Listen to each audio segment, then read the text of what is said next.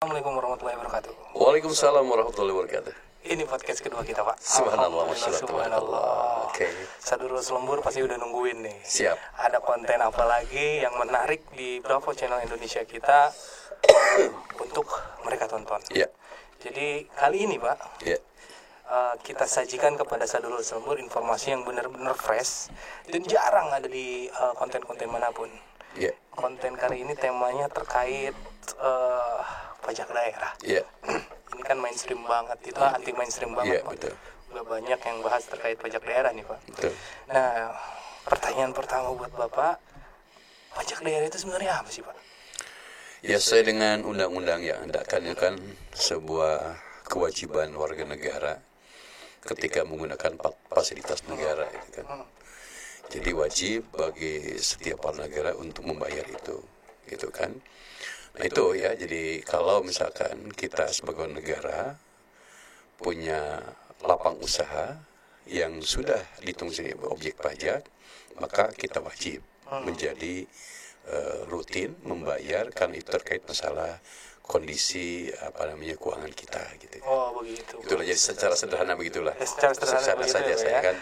Nah, Pak, terkait tadi nih, Pak, baliho-baliho yang ada di pinggir jalan, Iya. ada yang paten tuh, Pak, Iya. dipasang udah ditihangin kan. Iya. Nah, itu sebenarnya aturannya kayak gimana sih? Apakah mereka ya pasang bebas lah, nggak usah lapor-lapor siapa-siapa, nggak usah retribusi ke siapa-siapa, tanah punya Allah ini kan, Iya, gitu ibaratnya. iya. Apa gimana tuh, Pak? Ada nggak sih sebenarnya aturan mereka itu bertanggung jawab untuk melapor atau mungkin ada retribusi lain gitu? Ya gini ya, kalau yang saya katakan di awal-awal podcast kita, bahwa saya ingin menyampaikan apa sih aturannya kan gitu kan.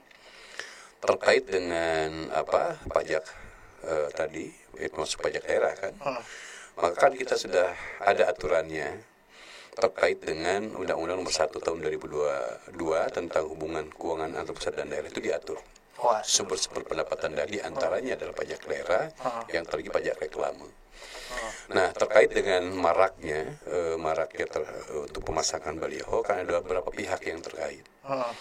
Saya lebih menyoroti kepada si pelakunya, objeknya. nah, Harusnya kan kalau dia akan memasang baliho, dia harus tahu dulu aturannya, prosedurnya ditempuh. ya, Karena sebagai warga negara, apalagi katakanlah apakah anggota legislatif, apakah dunia usaha, pasti dong tahu aturan. ya betul. Sehingga tidak serta-merta dikatakan ini tanah Allah gitu kan, memang berhakikatnya betul gitu kan. Tapi ada keteraturan yang ditempuh, maka dia harusnya berkoordinasi dulu kepada siapa yang punya kewenangan untuk mengeluarkan izin tadi. Nah itu, yang keduanya, ketika dia misalkan tanpa menempuh prosedur aturan yang ada, sampai di mana sebetulnya aparat pengawasannya di situ. Nah ketika ada pemasangan baliho dan sebagainya, itu dicurigai dan terkutip tidak menurut prosedur, mestinya memang lembaga Satpol PP lah yang bertugas untuk menegakkan peraturan daerah berkoordinasi dengan lembaga atau badan yang memang bergerak bidang perpajakan. Dia ada izin atau tidak. Bapenda mungkin ya, Pak ya? Ya, kalau di tempat yang kita bentuk sekarang adalah Bapenda itu kan, Bapenda yang bertanggung jawab itu. Nah, ketika ditemukan dia tidak menemukan prosedur, persyaratan yang ditempuh, mestinya serta-merta dia lakukan dong tindakan. Nah, Apakah tindakan itu memang preventif, ya, menyampaikan bersangkutan, ada aturan loh yang harus Anda tempuh. betul. Prosedurnya kan, Ya. termasuk berapa kewajiban dia harus bayar pajak pada daerah.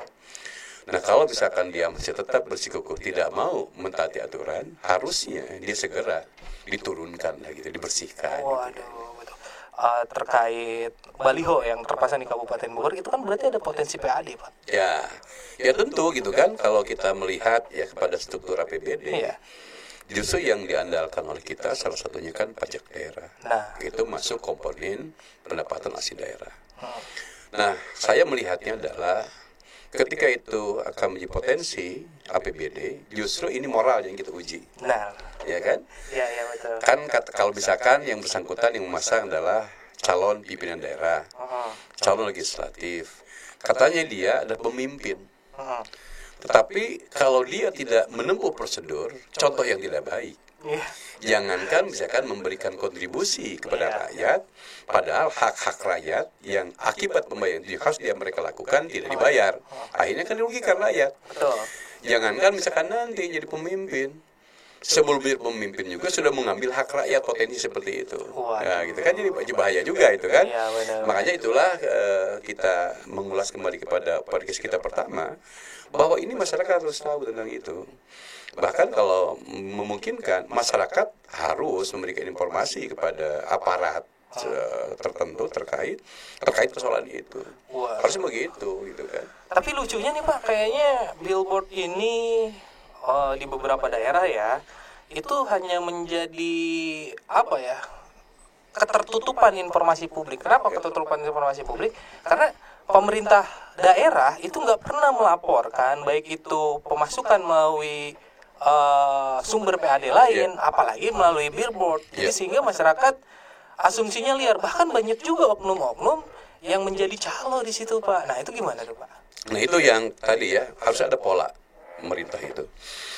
Kan kalau kita membayar ke hotel, Ya. lunas bayar. Ya betul. Nah harusnya memang kalau yang dipasang itu yang di jalan-jalan, di pinggir jalan gitu ya, atau di tempat-tempat yang strategis, harusnya memang di dalam baliho itu harus ada stempel lunas pajak. Nah itu agar memudahkan masyarakat mengontrol siapapun. Oh ternyata ini belum bayar pajak. Nah, tetapi ketika nanti misalkan sudah ada label yang tadi lunas bayar pajak apa itu kan. Nah ketika nanti pada akhir tahun ada evaluasi, bahkan pemeriksaan BPK, ternyata potensi itu kosong. Berarti kan itu ada kerjasama luar biasa dalam kutip kejahatan luar biasa, gitu kan? Karena membohongi. Jadi para pembohongnya banyak tuh, itu kan objeknya, penyelenggara negara, pemerintah daerah dan sebagainya kan. Nah itu mungkin yang harus dilakukan. Nah hari ini kita akan bertanya-tanya.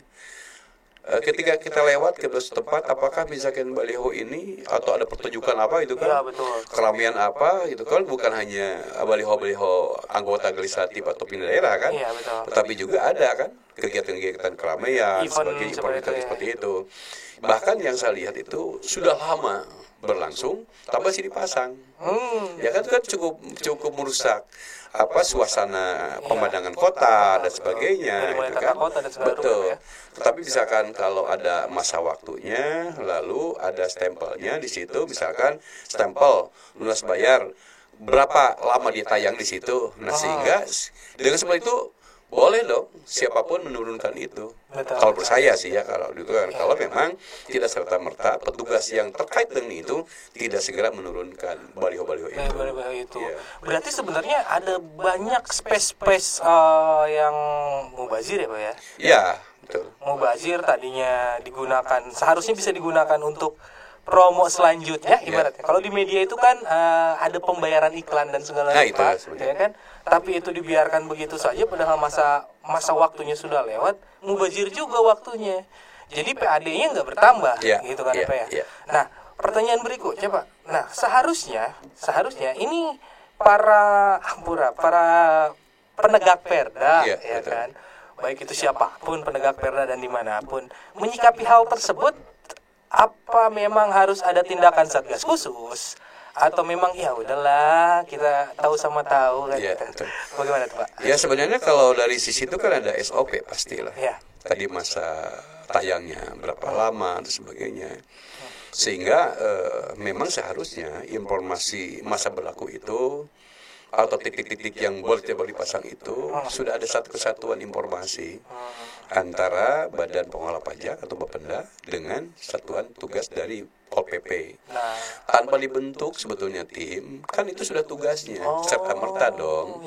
Ketika melihat misalkan mengontrol sebuah kawasan dan pasang ini kan lihat kalau kayak yang saya katakan tadi ada labelnya, ini ternyata sudah masa waktu lewat. Udah tinggal dicabut misalkan. Karena tadi memberikan kesempatan kepada peminat lain untuk memasang tempat itu, membayar pajak, sehingga sirkulasi atau penempatan pajak, penerimaan pajak itu bisa semakin hari semakin baik. Nah, loh. Jadi udah garis lurusnya udah jelas nih bahwa sebenarnya retribusi dari reklame atau pajak dari reklame itu wajib ya Pak ya. Wajib, undang-undangnya ada. Ada undang-undangnya.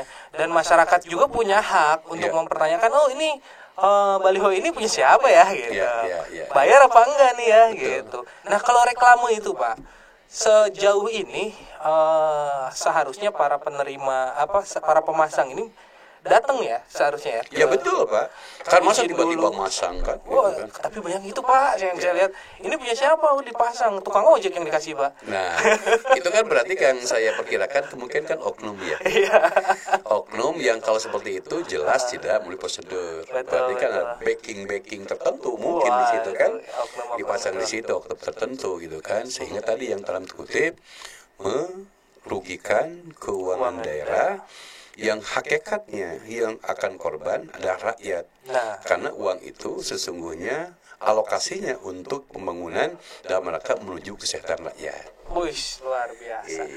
Kayaknya udah mendalam ini Pak. Ya kan, kita cukupin dulu deh kayaknya. Kita next kita sajikan lagi video-video menarik buat teman-teman Sadulur Salembur nih Pak.